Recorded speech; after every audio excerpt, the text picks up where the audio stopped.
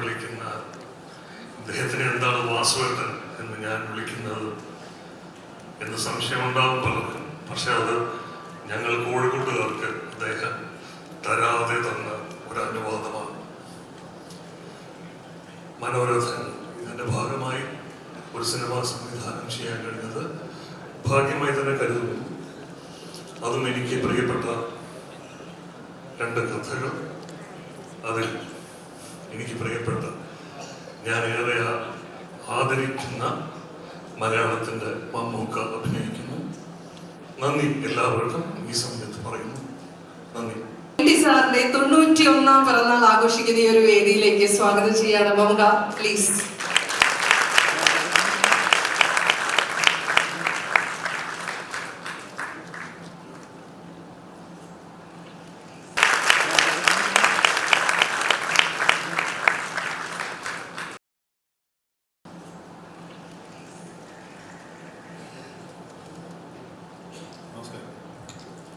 പൊതുവെ അല്പം സ്വഭാവമുള്ള ആളായതുകൊണ്ടാണ് ഇവിടെ പിടിച്ചെടുക്കാൻ വേണ്ടി കൊണ്ടുവന്നത്. ഈ സാധാരണ മലയാളത്തിൽ സംഭവിക്കാത്തൊരു സായാഹ്നമാണ് നമുക്കിന്ന് ഇവിടെ ഉണ്ടായിരുന്നത്. ആന്തോളജി വിഭാഗത്തിൽ സിനിമകൾ അപൂർവമായിട്ടും ഉണ്ടാകും. പക്ഷെ നമുക്ക് ആരുടെ മുമ്പിലും ധൈര്യമായിട്ട് പറയാവുന്നൊരു ആന്തോളജി ആയിരിക്കുന്നത് മലയാള ഭാഷയെ സംബന്ധിച്ച് മനോരഥങ്ങൾ. മനോരഥങ്ങൾ എഴുത്തുകാരൻ്റെ മനോരഥത്തിൽ കയറി പോകുന്നതാണ്, കാഴ്ചകളാണ് നമ്മൾ കാണുന്നത്. അതിനേക്കാളും വലിയ ചേർന്നൊരു പേരും ഉണ്ടാവാൻ സാധ്യത കുറവാണ്. എന്നെ സംബന്ധിച്ചിടത്തോളം ഞാൻ വളരെ വ്യക്തിപരമായിട്ട് MT യുടെ അടുപ്പമുള്ള ഒരാളാണ്. ഒരുപാട് കാര്യങ്ങൾ അതിനെപ്പറ്റി പറയാൻ. പക്ഷേ അദ്ദേഹത്തിൻ്റെ ഒരു വളരെ പ്രത്യേകത എനിക്ക് ഇപ്പോഴും മനസ്സിലാകാത്തത്, അത്ഭുതപ്പെടുത്തുന്നത് അദ്ദേഹത്തിലുള്ള ചെറുപ്പമാണ്. ചെറുപ്പം എന്ന് പറയുമ്പോൾ എല്ലാ കാര്യങ്ങളും, സമകാലീന സംഭവങ്ങളെക്കുറിച്ച്, രാഷ്ട്രീയ, സാമുദായിക, സാംസ്കാരിക, സാമ്പത്തിക, സാഹിത്യ എല്ലാ കാര്യങ്ങളെ പറ്റിയും അദ്ദേഹത്തിന് നല്ല കറക്റ്റ് അപ്ഡേറ്റ് ആയിട്ടുള്ള വളരെ പുതുക്കപ്പെട്ട ഒരു അറിവുള്ളതാണ്.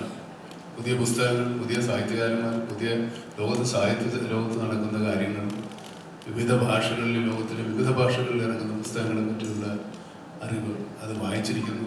ഈ അടുത്ത കാലത്ത് ആ പേര് ഞാൻ മറന്നുപോയത്, അപ്പം വേണ്ടി ഞാൻ ഫോൺ എടുത്തപ്പോഴെന്നെ വിളിച്ചത്. എനിക്കൊരു പുസ്തകം കൊടുത്തയച്ചിരുന്നു. 2ാം ലോക മഹായുദ്ധ കാലത്ത് നടന്ന ഒരു സംഭവകഥയെ ആസ്പദമാക്കിയിട്ടുള്ള ഫിക്ഷനാണ്, ലോക ഫിക്ഷൻ. ഈ പുസ്തകം എനിക്ക് അശ്വതി കൊടുത്തയച്ചു. എനിക്ക് തന്നേക്കാൻ പറഞ്ഞിട്ട് ഇവിടെ 2 പുസ്തകങ്ങൾ എന്തെങ്കിലും ഒന്നാതാണ്. പക്ഷെ ഞാനത് വീട്ടിൽ കൊണ്ട് വെച്ചിരുന്നു. കുറെ കഴിഞ്ഞപ്പോൾ അത് എൻ്റെ മോളെടുത്ത് പൂർണ്ണമായിട്ടും വായിച്ചു. എന്നെ കൊണ്ട് അത്രയും വായിക്കുമ്പോൾ ഇത്രയോടെ ബുക്കാണ്. അപ്പോൾ എൻ്റെ മോള് വായിച്ച് ഇഷ്ടപ്പെടുന്ന പുസ്തകങ്ങൾ വായിക്കുന്ന ആളാണ് അദ്ദേഹം. അപ്പോൾ ഞാനും അദ്ദേഹവും തമ്മിൽ വളരെ ദൂരമില്ലെങ്കിലും എൻ്റെ മോളും തമ്മിൽ ഒരുപാട് ദൂരമുണ്ട്. പക്ഷെ അവർ വായിക്കുന്ന, അവരറിയുന്ന സാഹിത്യത്തിലേക്ക്, സാഹിത്യ കാലത്ത് ജീവിക്കുന്ന ഒരാളാണ്. സാഹിത്യ രംഗത്ത് എത്രത്തോളം അപ്ഡേറ്റഡ് ആണ്, എത്രത്തോളം തികച്ചും മുന്നോക്കി സഞ്ചരിക്കുന്ന ആൾ അതിന് വേണ്ടിയിട്ട്. പിന്നെ കടുകണ്ണാവ ഒരു കഥ മാത്രമല്ല, 2 കഥകളുണ്ട്. അവളുടെ ഓർമ്മയ്ക്ക് അല്ലേ, നിന്റെ ഓർമ്മയ്ക്ക്. ഈ സിനിമ ഒരു വലിയ സിനിമയാക്കാൻ ഞാൻ ജീവിതത്തിൽ കൂടെ നോക്കിയതാണ്. കുറേ വലിയ കഥ, ഒരു പൂർണ്ണ സിനിമയായിട്ട് 40-30 മിനിറ്റിലല്ലാതെ 2 മണിക്കൂറിൽ സിനിമയാക്കാൻ വേണ്ടി അദ്ദേഹത്തെ സമീപിച്ചു. അതിൻ്റെ തീരുമാനമൊക്കെ ഉണ്ടായത്.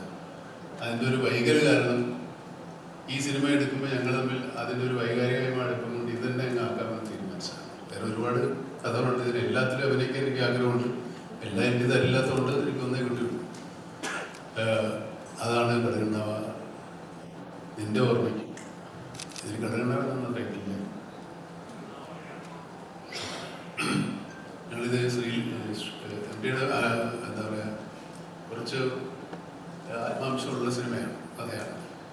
അതിന് 2 വേഷമാണ് എന്നോട് ചെയ്യാൻ പറഞ്ഞിരുന്നത്. പക്ഷെ പിന്നെ അതും ചുരുങ്ങി ഒന്നായി.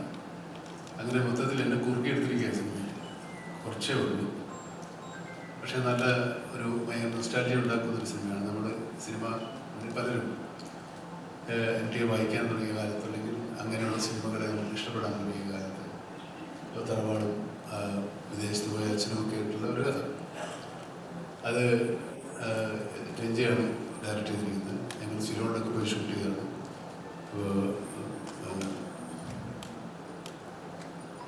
മഹേഷ് പറഞ്ഞ പോലെ ഞങ്ങളും ഫോറിനിലാണ് ഷൂട്ട് ചെയ്തത് ഈ പടം.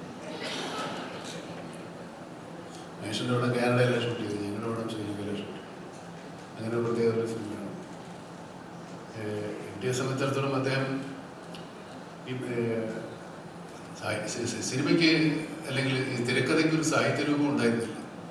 തിരക്കഥയ്ക്ക് അങ്ങനെ വായനക്കാരുണ്ടായിരുന്നില്ല, ഒരു സാഹിത്യ രൂപം എന്നായിരുന്നു. അത് എം ടിയുടെ തിരക്കഥകൾ വായിച്ചിട്ടാണ് സിനിമയ്ക്ക് ഒരു സാഹിത്യമുണ്ട് എന്ന് നമ്മൾ മനസ്സിലാക്കുക. അതിനുമുമ്പ് സിനിമ ഉണ്ടായിട്ടുണ്ട്, ലോകത്തിലെ തിരക്കഥകളൊക്കെ ഉണ്ടായിട്ടുണ്ടാകും. മലയാളത്തെ സംബന്ധിച്ചിടത്തോളം തിരക്കഥ അച്ചടിച്ച് എം ടിയാണ് അതിൻ്റെ ഒരു ആരംഭത്തെക്കുറിച്ച് അച്ചടിച്ച് അത് സാഹിത്യ രൂപമായി പുറത്തിറങ്ങി. അതിന് പിൽക്കാലത്ത് സിനിമാ വിദ്യാർത്ഥികൾക്ക് എല്ലാവർക്കും ആ തിരക്കഥകൾ ഒരുപാട് ഉപകാരപ്പെട്ടിട്ടുണ്ട്. ഞാൻ എം ടിയുടെ കഥകൾ വായിക്കുമ്പോൾ ഞാൻ തിരക്കഥയായിട്ടാണ് കാണുന്നത്. എനിക്ക് എഴുതാനൊന്നും പറ്റിയില്ല.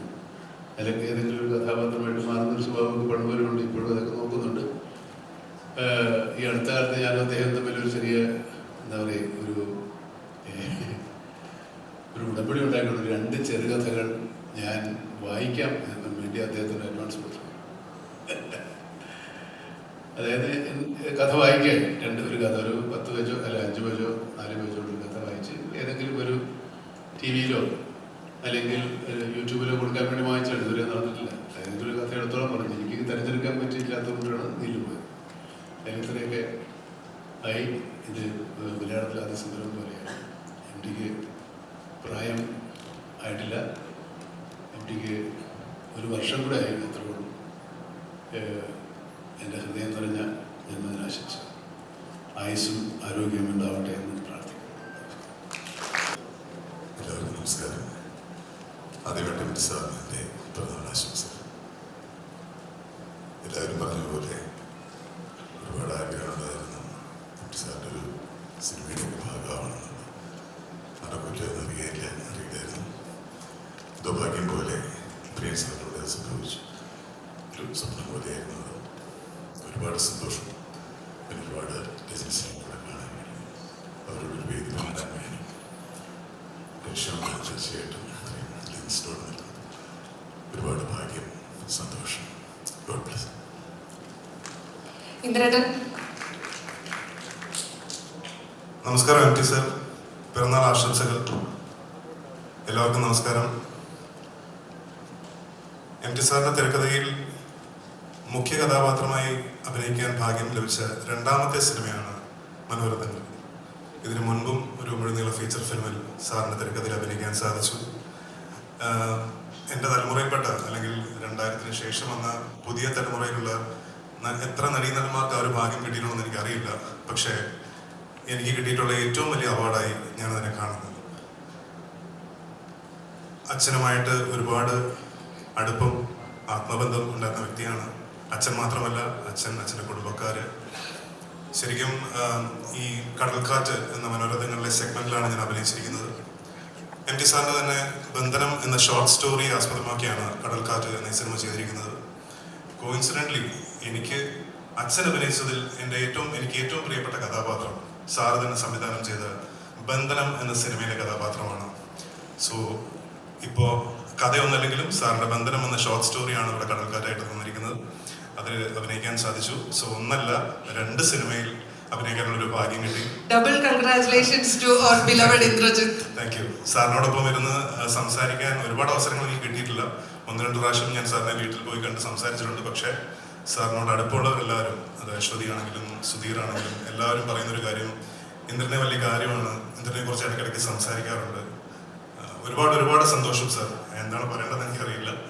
ആൻഡ് ഈ ഒരു അവസരത്തിൽ ആയുരാരോഗ്യ സൗഖ്യങ്ങൾ നേർന്നുകൊള്ളുന്നു, പിറന്നാൾ ആശംസകൾ നേർന്നുകൊള്ളുന്നു. Wishing you a very very happy birthday sir. Thank you Latha. Asif. എല്ലാവർക്കും നമസ്കാരം. ഹൃദയം നിറഞ്ഞ പിറന്നാൾ ആശംസകൾ എം ടി സർ. ഒരുപാട് സന്തോഷത്തോടും അഭിമാനത്തോടും കൂടിയാണ് ഇവിടെ നിൽക്കുന്നത്.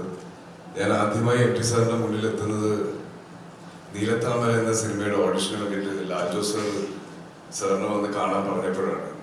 അന്ന് ഒരു മലയാളി ലുക്കില്ല എന്ന് പറഞ്ഞ് എനിക്കതിൽ നിന്ന് മാറേണ്ടി വന്നു. അതിനുശേഷം നീണ്ട 13 വർഷത്തെ കാത്തിരിപ്പാണ് സാറിന്റെ ഒരു ക്യാരക്ടർ ചെയ്യാൻ പറ്റിയത്.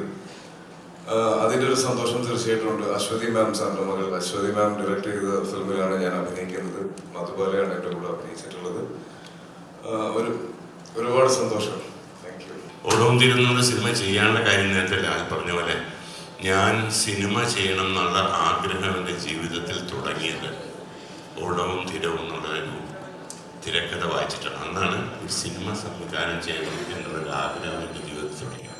ഒരിക്കലും ഒന്നും വിചാരിച്ചില്ലെങ്കിലും അത് സംഭവിച്ചതിന് സർവേശ്വരനോട് നന്ദി.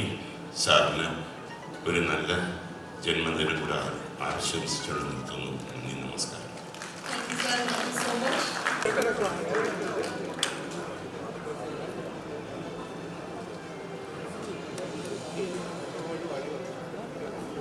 ഇന്ദ്രൻ ചേട്ടൻ 2 വാക്ക് സംസാരിക്കുന്നതായിരിക്കും പുരസ്കാരം ഏറ്റുവാങ്ങിക്കൊണ്ട്. നന്ദി. എല്ലാവർക്കും എൻ്റെ സ്നേഹം അറിയിക്കുന്നു. MT സാറിന് പിറന്നാൾ ആശംസിക്കുന്നു. സിനിമ എൻ്റെ മേഖലയായിരുന്നില്ല. വളരെ യാദൃച്ഛികമായിട്ടാണ് സംവിധാനം എന്ന ഒരു ജോലി എന്നെ ഏൽപ്പിക്കുന്നത്. അത് കഥയ്ക്ക് കോട്ടം തട്ടാതെ ചെയ്യാൻ സാധിച്ചു എന്നാണ് തോന്നുന്നത്. അതിനി കണ്ടു വിലയിരുത്തേണ്ടത് പ്രേക്ഷകനാണ്. എന്നെ വിശ്വസിച്ച ആസിഫിനും അതുപോലെ മധുബാല മാമിനോടും എന്നും തീരാത്ത കടപ്പാടുണ്ട്. അതുപോലെ തന്നെ ഇതിന് പിൻബലമായി നിന്ന സരിഗമ ടീമിനോടും ഒരുപാട് നന്ദി. Thank you.